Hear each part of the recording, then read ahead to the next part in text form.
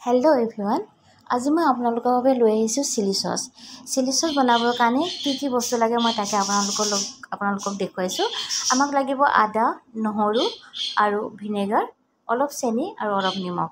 এই ধৰণে মই 250 গ্ৰাম জলকীয়া ভালকৈ ধুই ল'লোঁ পৰিষ্কাৰ কৰি, আৰু যেতিয়া তাৰ পানীখিনি শুকাই গ'ল এতিয়া মই জলকীয়াখিনি পিচ কৰি ল'ম। জলকীয়াখিনি আপোনালোকে দেখিছে নিশ্চয়, ইয়াত গ্ৰীণ জলকীয়া খুব কম আছে আৰু ক'লা জলকীয়াটো অলপ বেছি আছে। সেইকাৰণে মই ইয়াত ফুড কালাৰ ইউজ কৰিম, খুব কম পৰিমাণৰ ফুড কালাৰ দিম, যাৰ ফলত গ্ৰীণ হ'ব আমাৰ কালাৰটো। আৰু যদি আপোনালোকে অকল গ্ৰীণ জলকীয়া দি পিনে যদি আপোনালোকে চিলি চচ বনাবলৈ, তেতিয়াহ'লে আপোনালোকে ফুড কালাৰ ইউজ নকৰিব। তেতিয়া আপোনালোকৰ চিলি চচখিনি এনেও গ্ৰীণে হ'ব আৰু দেখিবলৈ ধুনীয়া হ'ব। এই ধৰণে মই এতিয়া চিলি চচখিনি বনাবলৈ কাৰণে তাৰমানে জলকীয়াখিনি পিচ কৰি কাটি লৈছোঁ, আৰু এয়া আপোনালোকক পৰিমাণটো দেখুৱাই দিছোঁ। নহৰু আৰু আদা মই এই ধৰণে ভালকৈ চাফা কৰি ধুই পিনে কাটি মেলি লৈছোঁ, আৰু এয়া আমাৰ জলকীয়াখিনি ৰেডি হৈ গ'ল, কটা হৈ গ'ল। এতিয়া মই আনচাইডে কেৰাহীখন পাতি দিছোঁ। কেৰাহীখন গৰম হ'লে মই তাত দি দিম অলপ তেল। তেলখিনি গৰম হোৱাৰ পাছত মই ইয়াত দিম এতিয়া জিৰাখিনি মই এই ধৰণে লৈছোঁ। আপোনালোকে দেখিছেই অলপ সৰহকৈ জিৰা লৈছোঁ, আৰু হাতত প্ৰেছ কৰি মই এতিয়া তেলত দি দিলোঁ। যেতিয়া জিৰাখিনি ফুটিলে তেতিয়া মই ইয়াত দি দিম জলকীয়াখিনি। এইদৰে জলকীয়াখিনি মই অলপ দেৰি কুক কৰিম, আৰু অলপ দেৰি কুক কৰাৰ পাছতহে মই ইয়াত দিম অলপ পানীও দিব লাগিব। অলপ পানীত আমি অলপ দেৰি কুক কৰিব লাগিব জলকীয়াখিনি, তাৰপাছতে আমি মিক্সিত গ্ৰাইণ্ড কৰিম। এতিয়া মই ইয়াত দিছোঁ 1.5 কাপ পানী। 1.5 কাপ পানীত মই অলপ দেৰি কুক কৰিম। আপোনালোকে ঢাকনখন অফ দিও দিব পাৰে। এটা কথা মন কৰিবলগীয়া যে আপোনালোকে যেতিয়া চিলি চচ বনায় তেতিয়া আপোনালোকে গেজাৰটো অন কৰি ল'ব, আৰু অলপ সাৱধান হ'ব, কাৰণ ইয়াৰ যিটো স্মেল, সেই স্মেলটোৱে আমাক তাৰমানে ডিঙিত খুৰখুৰাই বা কাহ হয়, সেইটোতো সকলোৱে জানে নহয় জানো। পাৰিলে আপোনালোকে মাস্কখনো মুখত লগাই ল'ব পাৰে। এতিয়া ইয়াত আৰু অলপ পানী আছে, সেইকাৰণে মই সেই পানীখিনিতে তাৰমানে সিজিবলৈ কাৰণে আদা নহৰুখিনি দি দিলোঁ।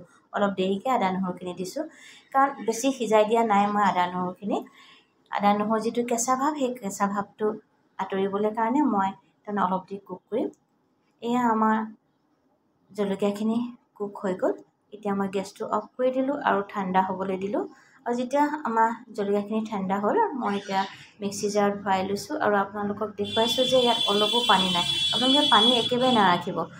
আপোনালোকে যিমান পাৰে তাৰমানে শুকান কৰি দিব বা শুকাবলৈ দিব পানীখিনি, তাৰপাছত আপোনালোকে ঠাণ্ডা হ'বলৈ দিব, আৰু তাৰপিছত মিক্সি জাৰত গ্ৰাইণ্ড কৰিব। এই ধৰণে মই মিক্সি জাৰত ভৰাই ল'লোঁ, আৰু এতিয়া মিক্সি জাৰত ভৰোৱাৰ পাছত মই ইয়াত এতিয়া এড কৰিম চেনি মই 2 চামুচ দিছোঁ, সৰু চামুচেৰে, মই বেছি চেনি নিদিওঁ কাৰণ। আৰু দিছোঁ মই ইয়াত নিমখ 1.5 চামুচ। এতিয়া দিম মই ইয়াত ভিনেগাৰ পৰিমাণটো মই আপোনালোকক কৈ দিছোঁ 4 চামুচ। মানে 250 গ্ৰাম জলকীয়াত আপোনালোকে তাৰমানে তেনেকৈ 2 চামুচ চেনি, 1.5 চামুচ নিমখ আৰু 4 চামুচ ভিনেগাৰ দিব। এই মেজাৰমেণ্টত আপোনালোকে বনালে চিলি চচটো বহুতেই টেষ্টি হয়। আৰু এই ধৰণে মই গ্ৰাইণ্ড কৰি ল'লোঁ। গ্ৰাইণ্ড কৰি লোৱাৰ পাছত মই এতিয়া বাউল এটাত এখন চাকনি লৈছোঁ, জানো আমাৰ চাকিব লাগিব নহয় জানো। চকাৰ পাছত যিখিনি গ্ৰেভি ওলাব সেইখিনি আমাৰ তাৰমানে চিলি চচ। এই ধৰণে মই এতিয়া চাকনিখন ঢালি পিনে এখন চামুচৰ সহায়ত মই কামটো কৰিছোঁ। অতি সোনকালে হয় এই ধৰণে আমি যদি চামুচে লৰাই দিওঁ। এটা সৰু ভিডিঅ' আৰু এটা তাৰমানে দৰকাৰী, যিটো আমি তাৰমানে চিলি চচ বনাইছোঁ। ধৰক আপোনালোকৰ ঘৰত যদি বেছিকৈ যদি জলকীয়া আছে বা ফ্ৰিজত যদি বেছিকৈ জলকীয়া পৰি আছে, তেতিয়াহ'লে আপোনালোকে সেইখিনি ৱেষ্ট নকৰি পিনে আপোনালোকে এই ধৰণে চিলি চচটো বনাই থ'ব পাৰে, আৰু বহুত দিনলৈকে আপোনালোকে ফ্ৰিজত থৈ খাব পাৰে। এইখিনি বস্তু অলাগতিয়াল নহয়, এইখিনিৰ এটা টেষ্ট আছে। এইখিনি মই সেইকাৰণে থৈ দিছোঁ এটা সৰু বাটিত। এই ধৰণে এইখিনি আমি ভাতৰ লগতো খাব পাৰোঁ, আৰু যিখিনি চিলি চচ সেইখিনি আমি ধৰক চিঙৰা বা পকোৰা আদিৰ লগতো খাব পাৰোঁ। এতিয়া এইখিনি হৈছে আমাৰ পিয়ৰ চিলি চচ। ফুড কালাৰ মই মাত্ৰ 2 ফুট দিছোঁ, আৰু সেইকাৰণে গ্ৰীণ কালাৰটো বেছি গ্ৰীণ হৈছে আৰু ভাল লাগিছে দেখিবলৈ কাৰণে। এতিয়া মই চিচাৰ বটল এটা লৈ পিনে তাত কুপিৰ সহায়ত মই এতিয়া চিলি চচখিনি বটলত ভৰাই দিছোঁ।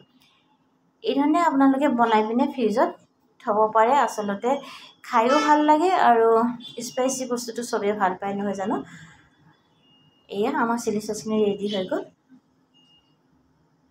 আশা কৰোঁ আপোনালোকে ভিডিঅ'টো চাই ভাল পাব আৰু ভাল পালে নিশ্চয় এটা লাইক আৰু কমেণ্ট কৰিব আৰু যিসকল নতুন ভিউ আছে মোৰ চেনেলটো চাইছে তেওঁলোকক মই ৰিকুৱেষ্ট কৰোঁ তেওঁলোকে মোৰ চেনেলটো ছাবস্ক্ৰাইব কৰে যেন তেতিয়াহ'লে আজি মই বিদায় লৈছোঁ নমস্কাৰ